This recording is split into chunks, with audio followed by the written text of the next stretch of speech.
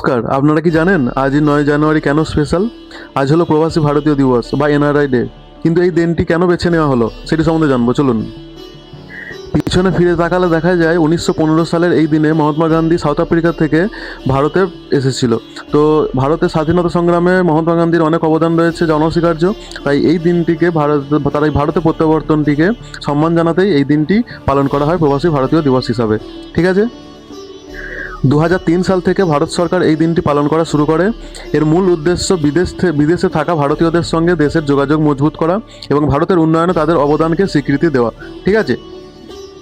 প্রতি বছর ভারত সরকার এই দিনে মেধাবী প্রবাসী ভারতীয় সম্মান প্রদান করে।